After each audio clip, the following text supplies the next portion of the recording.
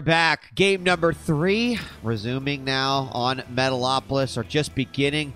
Let's introduce our players. We've got our Terran player, well, one of them, Prae.ThorZaIN, our blue Terran, spawning in the west position, and his opponent, Empire.Kas, spawning as the red Terran in the south position. And love these positions. We'll talk about that in just a second. Want to remind everyone, teamliquid.net/raffle. Go over there, sign up, get your free $50, and be entered into the Team Liquid raffle. Earn an all-expense paid trip to Korea. Meet a lot of the big celebrities out there. Have a good time. Drink some soju. It'll be awesome. Also, all of the VODs for today's matches and the previous TSL matches can be found over on the teamliquid.net YouTube. I believe it's just youtube.com/teamliquid.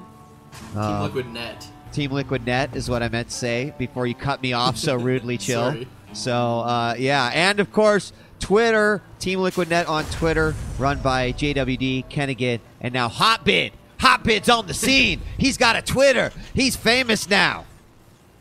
Not just famous, he's E-famous wheat, which is arguably 10 times better. Some will argue 0 Agreed. times better. I agree. Now, on Metalopolis, this is TSL Metalopolis, so as we say every week, I want to remind everyone that you cannot spawn close positions on this map, so we should not see the opponents scouting the close positions. You can only spawn close by air or cross positions, so we see the first SCV coming out from ThorZaIN, going to scout the close by air positions first. And while, yes, we want to make the argument that close by air means you should go air, Banshees are good, drops are good, hurrah. Oftentimes, we don't see players change their style that much. It's not like they have one build close by air, one build cross positions. Maybe they have a few subtle differences, but I don't think we're going to see anyone go close by air and really pounce on it heavily. I think we're going to see kind of what we've been seeing thus far, a Marine tank taking it strongly into the mid game. Yeah, you know, as a caster, I know I'm even guilty about that. Like, oh, it means all this, but typically all it means is that you just split the map, and that means that we can have a long macro game if, you know, one of the players or both players decide to go that way. You know, that's another way to sort of look at this close by air positions is that, yeah, technically they're kind of neighbors, but at the same time, splitting that map can really kind of take it to a whole different type of game, so kind of been avoiding that lately, Chill, you know, as smart guys like you point out, and then you're like, yeah, that's pretty true, except maybe for Zerg. To add to that, if we look at the main bases and just the layout, you can see where ThorZaIN is bringing his Marines right now, this high ground.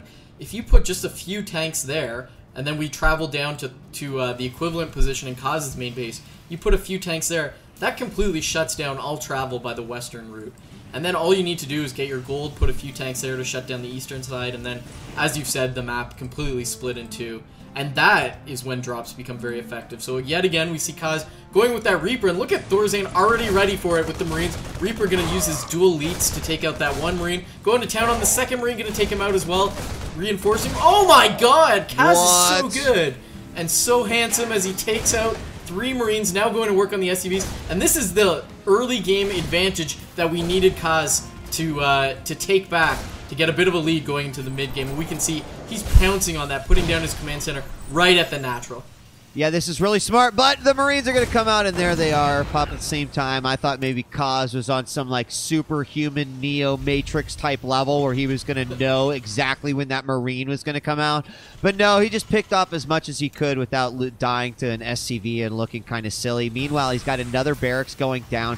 Tech Lab already out, obviously, because of the Reaper, but a reactors, a pair of them, being put on the other 2 racks. He's got his command center morphing right now. Meanwhile, ThorZaIN is just finishing his up, and we do have more Marines coming out. Now, the starport's done. It does look like he's going to go Banshee through the back there, so I guess we were kind of proved wrong. As close by airs means, hey, this makes Banshee even more viable. So far, nothing that Kas can do to take care of that other than the Marines, but we'll see if he is going to figure this out or possibly get ready for it, as it's something both players have been preparing for in the other matches. And yeah, I guess we'll just have to wait and see. Yeah, as you were mentioning, he hasn't seen the starport. He has no idea that the Banshee is on the way. However, he did see the reactor on the barracks. And when you have a reactor before Tech Lab on the barracks, that tends to mean either a quick Hellion Marine attack or Banshees. So I've been looking for some response from Kaz, specifically looking for the engineering bay, but it looks like he's not putting it up.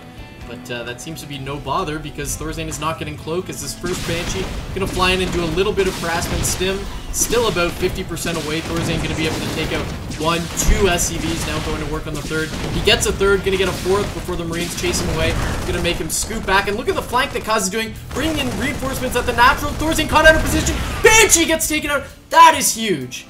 Yeah, that was very nice control. Taking those Marines down, ensuring the kill. Banshee goes bye-bye, and that was probably it, unless a Banshee snuck out. Let me take it. No. So no Banshee sneaking out after that. He switched the barracks now back over to a tech lab, started a stim research over there.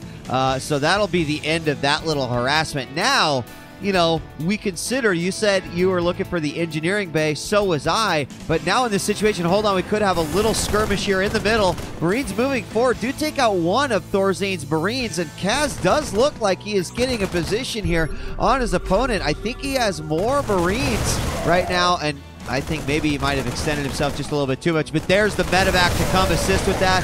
That will make ThorZaIN just a little bit more powerful. No!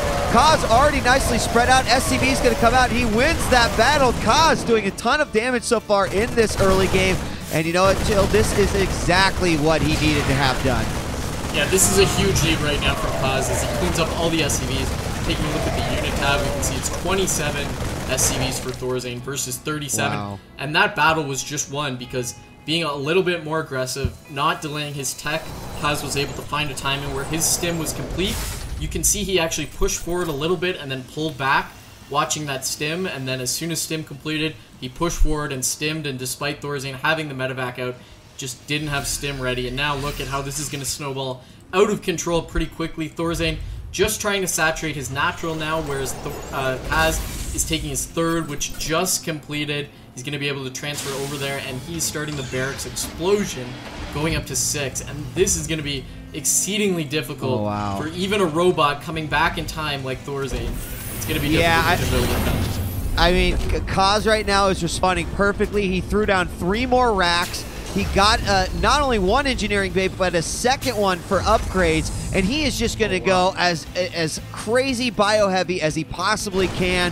He sets up a drop teammate going through the back while he attacks the natural, but I think he knows that he did such a ridiculous amount of damage that he's going to have a supply deal. And we do have a drop in the back that Kaz is going to easily be able to take care of. It was spotted by the missile turret. Now Kaz is going to make his way back. There goes the drop to his opponent's base, and there's nothing going to be over there right now. There is a siege tank in the back. It's just out of range. Possibly could hit one Marine, but as they move forward, they will take some damage there. So taken out quite easily. So there it is. I guess Kaz just kind of backing off a little bit. Only the drops. He's going to keep going with aggression while he's got that third base up, and maybe he just wants to get ahead now.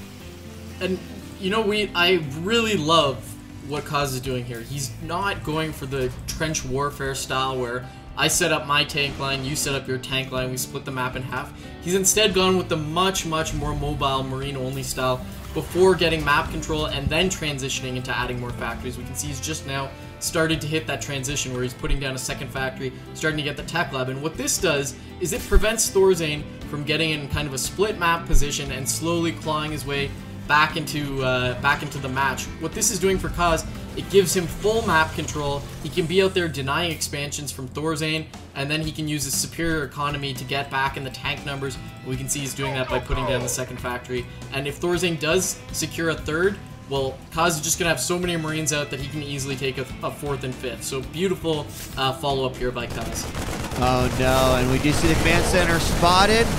And we'll do some damage here by these Marines, but they are baited into that tank line, and he actually loses all of the units pretty much, as, yeah, those final 2 Marines are not going to make it back to home base. So while those Marines did scout the fact that there was no 4th or 3rd expansion, or fact that it wasn't really even close because that command center was just moving forward, now we're going to have 1 Marine coming in here by ThorZaIN, and he's going to be like, damn it. This is up. Now this 1 Marine's actually going to do some a little bit of damage here. He might take on SCV, but look at that micro moving him out of there, trying to lose as little as he can, and lost one SCV on that. So wisely done as he continues to get more units out. He's at 1-1 right now, Chill, with 2-2 on the way. It looks like +2 armor just being started, +2 weapons almost finished, and a big drop being loaded up right now. And how is ThorZaIN aware of this? Oh, he's not. I thought he was coming in to defend, but he's actually coming in to load up. So we may have medevacs crossing each other in the night as they're flying towards each other. Look like Kaz is going to go for it anyway, and ThorZaIN is now trying to drop. Who's going to come ahead here? ThorZaIN has the inferior upgrades, but the superior position dropping right on top of each other. Kaz looks like he is going to lose this battle. Oh my god. Whoa. That was a big donation into the ThorZaIN robot charity, as he is now at 134 supply to 123.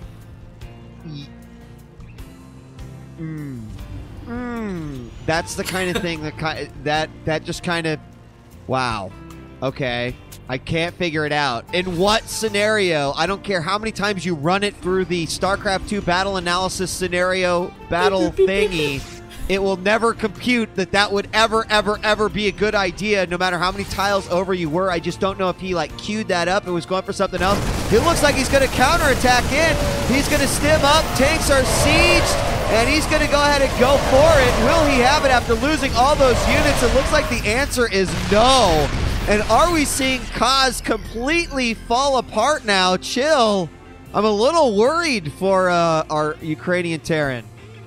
You know, he's not in a dominant lead anymore, but it's not like he's losing crazily. He's lost a little bit of map control, but he does have 1 armor and +2 attack, whereas ThorZaIN only has 0 upgrades, no upgrades on the tanks. So the supplies are also very even. 134 for ThorZaIN, 131 for Kaz as he continues to drop forward, doing a little bit of marine carpet bombing on those siege tanks, trying to get the splash damage to kill each other as he creeps forward.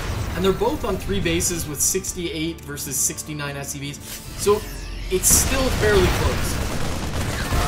Yeah, I guess, you know, when I look at it, ThorZaIN has no upgrades right now.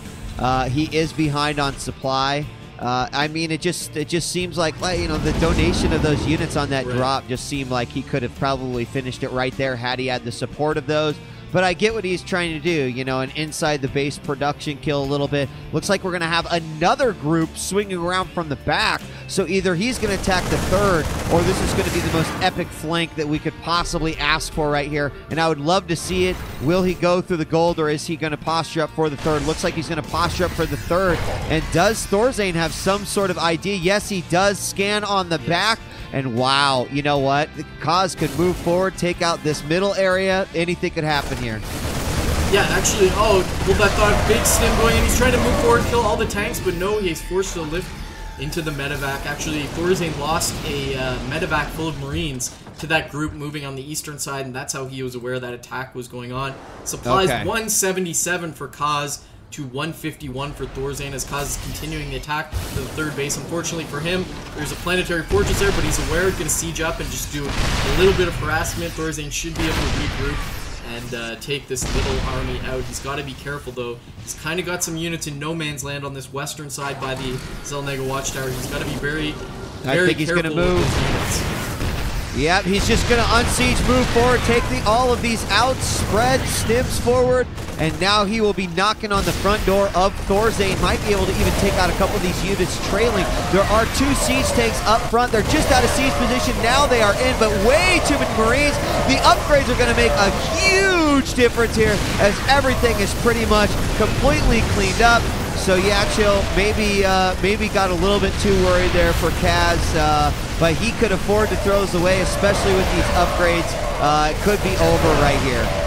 The upgrades are just so huge in TVT. Marines are such high rate of fire, low damage attackers that the armor and attack upgrades just do so well for them. ThorZaIN's supply dwindling down to 65, and this game is all but over. So Kaz got it done, but not in the most beautiful way that we've ever seen. Good game, well played. I'm reminded of a saying that says there's no pictures on the scoreboard, so, you know, Kaz left something to desire there, but he got the job done. Well, it is now a 2-1 situation, and, you know, Kaz needed this Jill, in order to pretty much stay alive in this series. And I think to find a new level of comfort, having, pretty much going into a tournament match in the semifinals and losing a quick 1-2, it could kind of, it could worry you, can affect your head mentally. It's like, gosh, now I have this like huge hill to climb, and he still has a long ways to go, but at least only one game separates him, and a win in the next map could, of course, tie it up here in this series. And the next map is going to be GSL Terminus RE, which, of course, in a TVT, can have pretty substantial effects depending on where you are spawned. So we're going to be hopping into that one here shortly. Chill, that is, of course, if you are ready, sir. Yeah, I'm ready, and I think this is going to be a monstrous slugfest, so I'm really excited to see what they bring to this. In a long best-of-7 scenario like this series we're seeing today, momentum swings are huge. So if we get to a 4-4, or excuse me, if we get to a Game 5 where it's tied 2-2, Kas is actually going to have a little bit of an advantage in that game due to the momentum swing, so watch for that. All right, well, we will be watching here in just a moment as Game 4 of the TSL3 semifinals day 1 will continue. It's Empire.Kas taking on Prae.ThorZaIN. I'm DJ Wee. Joining me is Chill, and don't go away, folks. We'll be right back.